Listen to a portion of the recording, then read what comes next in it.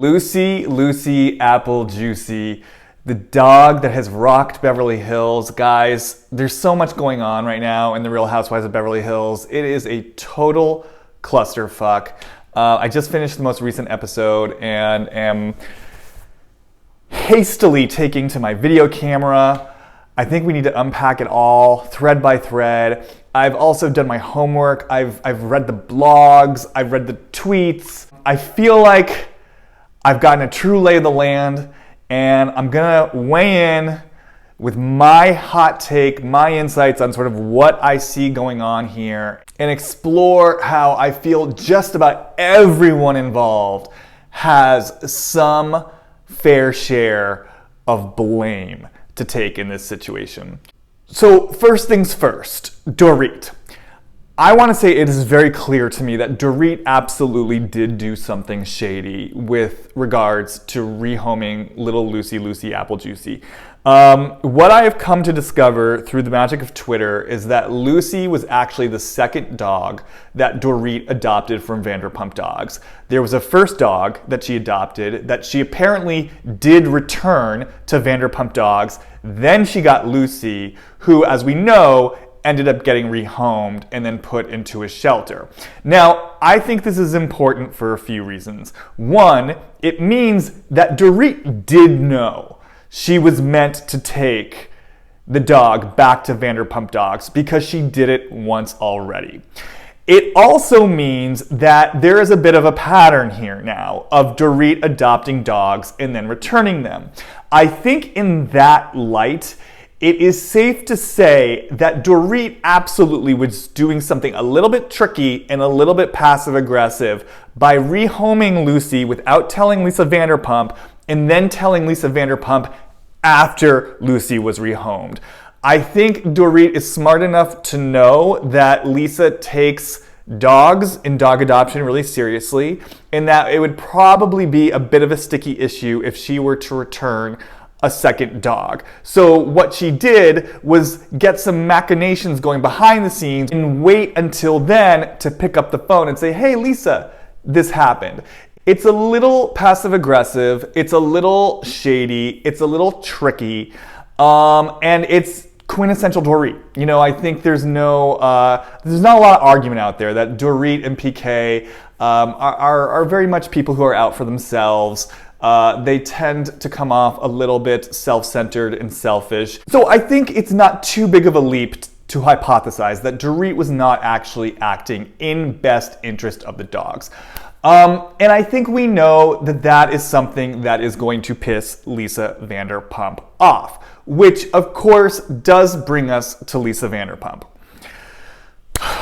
I absolutely believe Lisa Vanderpump wanted to punish Dorit for her hand in this dog situation. And actually, I'm gonna go a step further and say that I think Lisa Vanderpump has been punishing Dorit long before the dog situation. We saw Lisa Vanderpump start to punish Dorit last season. When she realized that Dorit was gossiping behind her back, that's when Lisa Vanderpump started to, she started to take her jabs. She started to take her digs. She started to make Dorit pay a price. So I think for Lisa Vanderpump, she's already been skeptical about Dorit. And then I think the dog situation is just adding fuel to the fire. And I think coming into the season, Dorit for Lisa Vanderpump is pretty much canceled. And if she was skeptical about Dorit before for gossiping about her, Lisa, behind her back, she's certainly going to be that much more skeptical about Dorit now that she's been doing some funny business with the dogs. Now, I want to say that I don't feel that bad for Lisa Vanderpump. This is the situation that she creates for herself time and time again. This is a woman who sees friendship in terms of alliances. She sees friendship in terms of you're either totally with me or against me. She sees friendship in terms of complete loyalty or disloyalty, which is a very immature way of seeing friendship. And if you bring people in under the premise of we are in an alliance together and we're gonna have each other's back through thick and thin no matter what happens, and you better not ever challenge me because that's a betrayal of our alliance, you are going to draw in emotionally immature people, because that is just not a mature way of conducting friendship. You are going to draw in the Brandi Glanvilles. You are going to draw in the Dorit Kemsleys. This is who you are going to draw in.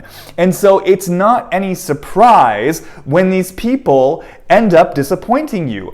We saw it with Brandi, we've seen it with Dorit. Lisa Vanderpump excuses all manner of bad behavior for the sake of some unholy alliance where they're supposed to be unequivocally loyal to each other, and then she acts like the victim when these women who have shown themselves to be exactly who they are turn their bad behavior on Lisa. You get no sympathy from me. In the words of Judge Judy, you picked her. You picked her, you picked her. But regardless, that brings us to the current day drama. I absolutely think Lisa Vanderpump wanted to punish Dorit.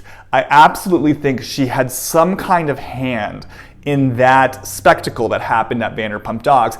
And I want to be honest, it's very surprising to me that there are even people out there who question this. We have literally seen Lisa Vanderpump do this in the past. We have seen Lisa Vanderpump on camera bring up tabloid rumors of Mauricio cheating in front of Kyle and Mauricio and their little daughter Portia on camera. We have seen her make those jokes on camera. We have seen Lisa Vanderpump that same season with her husband Ken Todd, sitting there being like, there is no way Mauricio would ever cheat on Kyle.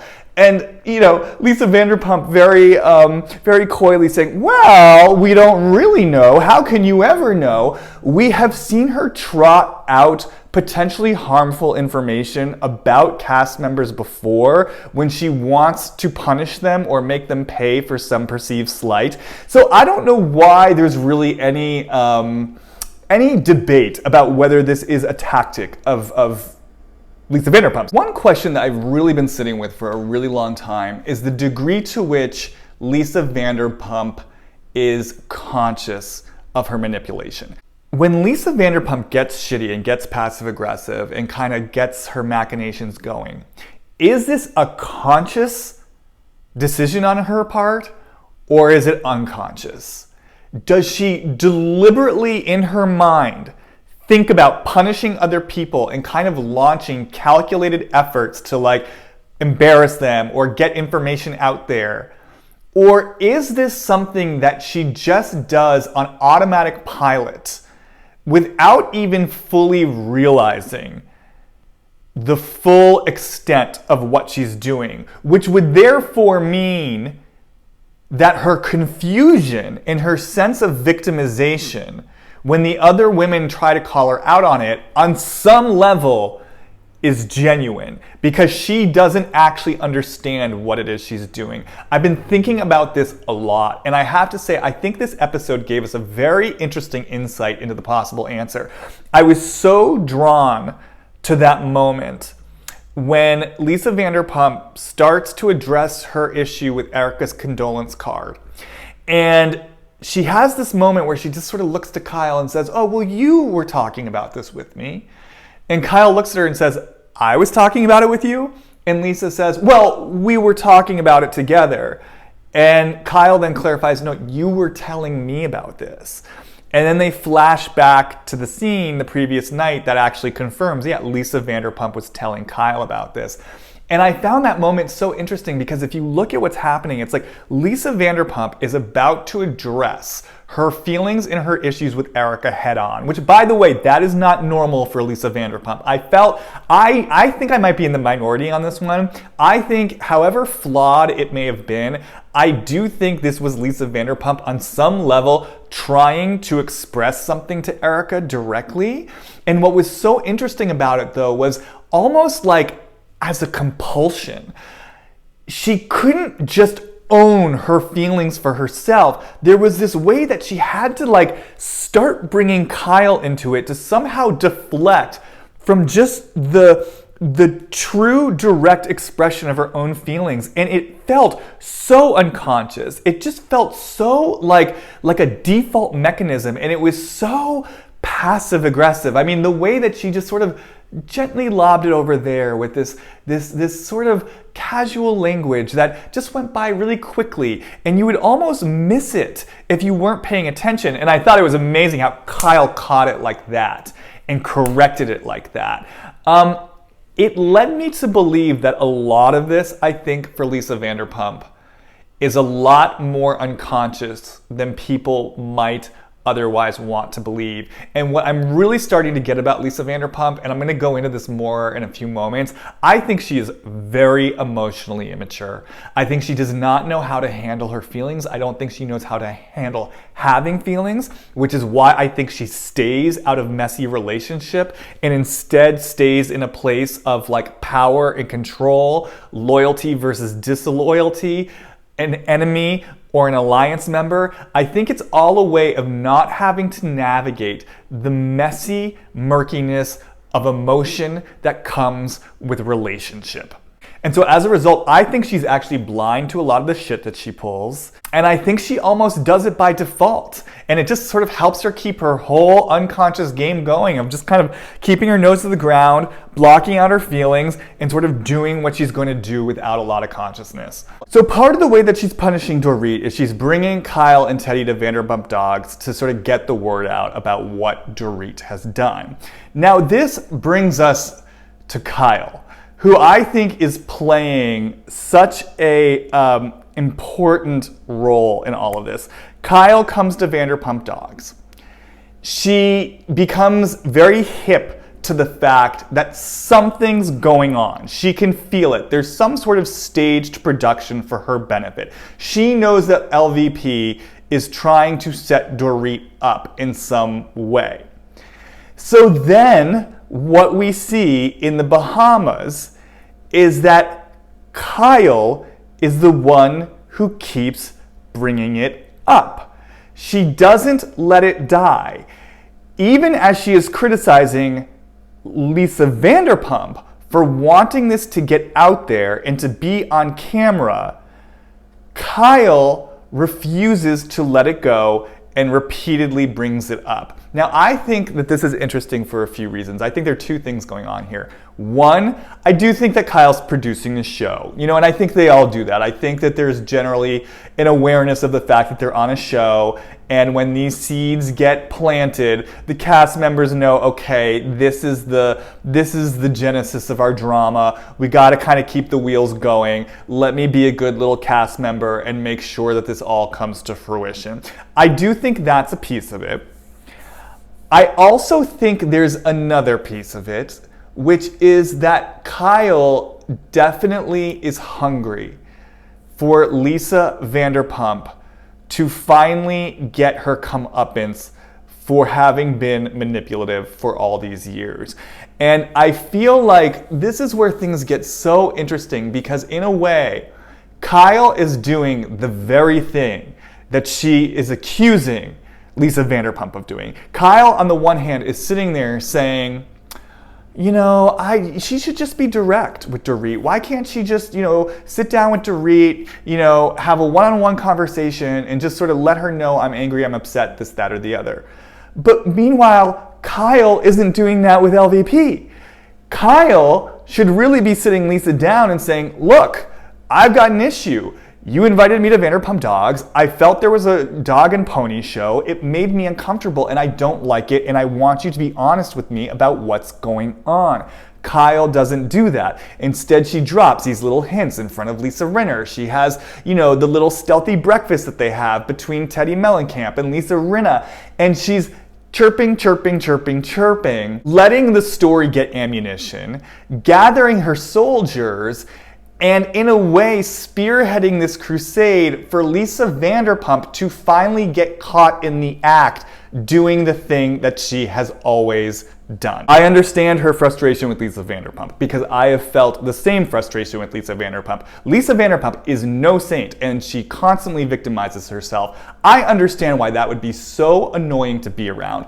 But the thing that I have to say about Kyle is I am so tired of her using this refrain, I love Lisa, I love Lisa, I love Lisa. Girl, you do not love Lisa. Now, look, I get it. I get you care about Lisa. I get you do have love for Lisa. I get you guys have been friends for so many years. But the fact of the matter is this. You have so many issues with Lisa Vanderpump. And, you know, it's interesting because you remember that flash forward at the start of the season where they flashed to, you know, the huge climactic fight that we're building to between Kyle and Lisa Vanderpump and Ken. And there's a point where Kyle is sitting there yelling at Lisa and she's saying, you know, why can't you admit you just made a mistake? If I made a mistake, you would love me regardless and I'll love you regardless. And, you know, we've heard her say things like this to Lisa Vanderpump before. And I remember when I was watching that quick little snippet at the start of the season, I really felt myself triggered by it. And I was just like, Kyle, you gotta let this go. Like, Lisa Vanderpump is never gonna be that person. She is never going to be that woman who says, oh, you know what, guys?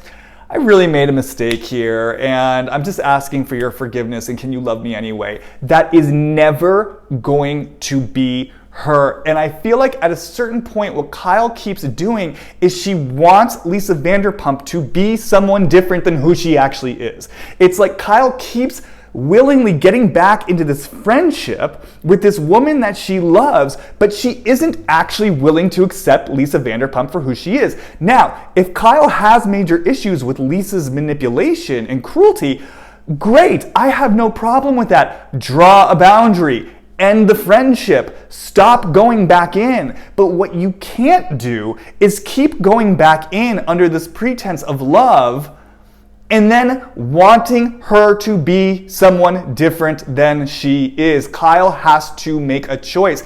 And it's interesting, I've never gotten this about Kyle until this season. She has her own deep, punishing anger in her. And I feel like underneath her warm demeanor and her laughter and her sort of bubbly personality is a woman who's really saying, like, I'm gonna be friends with you, but at some point, you have to answer for what you've done. You have to come clean. And you have to kind of pay for the crimes that you've committed against me. You have to be held responsible. I don't think it's the same cruel punishment that Lisa Vanderpump exacts against other people.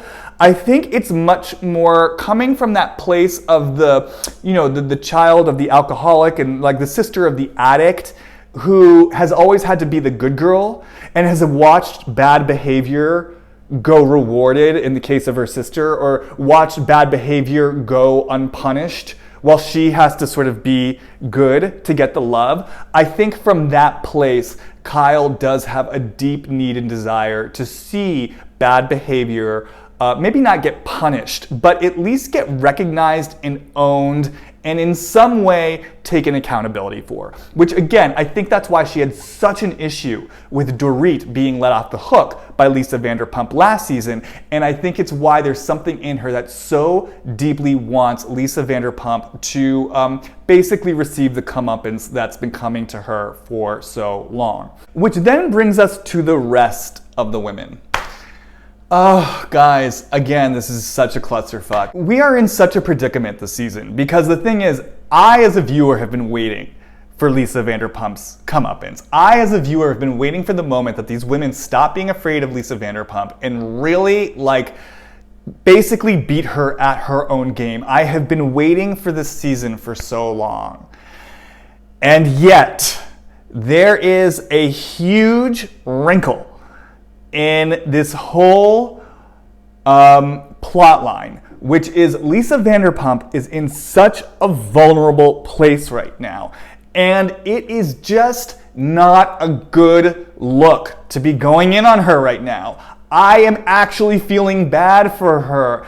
It is just not a good look to be enthusiastically taking Lisa Vanderpump down right now. And let me just get a little bit more specific. Like Lisa Rinna, for example. Look, on a certain level, I totally get where Lisa Rinna is coming from. Lisa Rinna has been taking the piss from Lisa Vanderpump for seasons. I understand how frustrating it must be to see that Lisa Vanderpump truly is manipulative, truly does get away with murder, that the fans never turn on her, that Lisa Rinna basically, called something out, maybe in a messy way, got punished for it, had to eat crow, has had to put up with Lisa Vanderpump lording it over her for a subsequent 2 seasons. I understand why this would be the most delicious season for her. I understand that she is ready for Lisa Vanderpump to have the shoe on the other foot.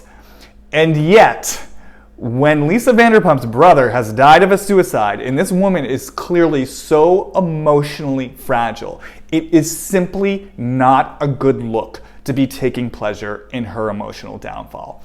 Similarly with Erika Jayne. What I want to say about Erika Jayne's part in all this, and honestly, I think that the moment between Erika Jayne and Lisa Vanderpump probably deserves its own video because it clearly took Erika Jayne somewhere that had nothing to do with the current situation.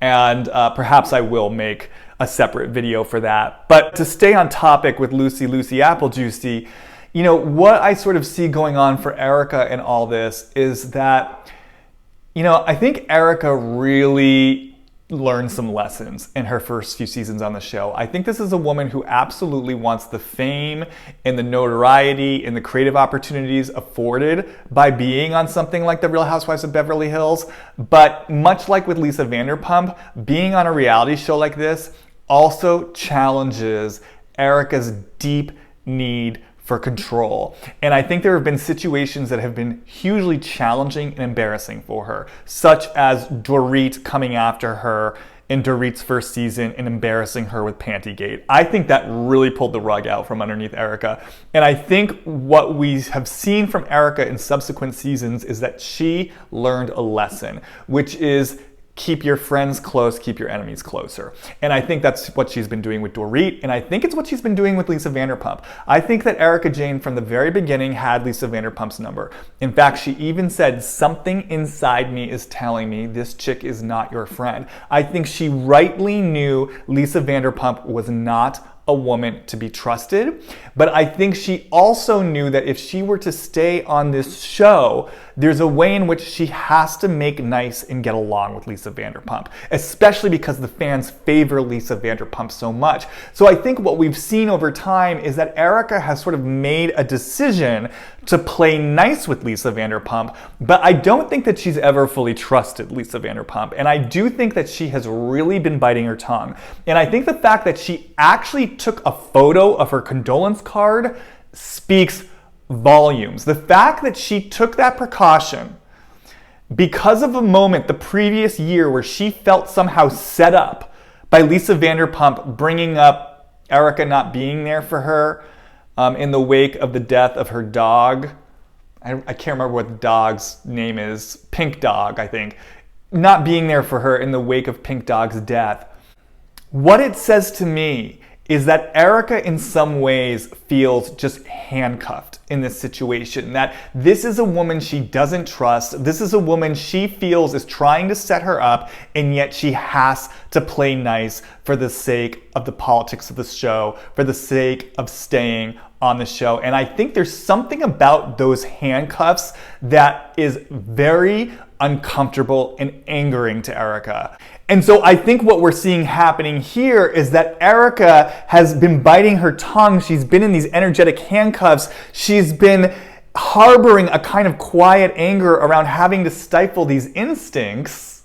And now here is finally this opportunity for Lisa Vanderpump to get called out for her machinations. And I think that for Erika Jayne, my sense is that there must be some sense of excitement and relief that she now finally has an opportunity and an outlet to honor her instincts. You know, I think it's interesting, much like with Kyle being a mirror for Lisa Vanderpump, I think in some ways Erika is also a mirror for Lisa Vanderpump in the sense that she is someone who will maintain control in her life by just icing you out. Like, if she has a bad feeling about you, or if you've done something that she does not like, I think she's just kicking you to the curb and out of sight, out of mind. And again, for her, there's going to be a challenge with this show that she cannot do that. I think if it were up to Erika, she would have nothing to do with Lisa Vanderpump, but she's had to have something to do with Lisa Vanderpump for these last few years. And now suddenly here is this opportunity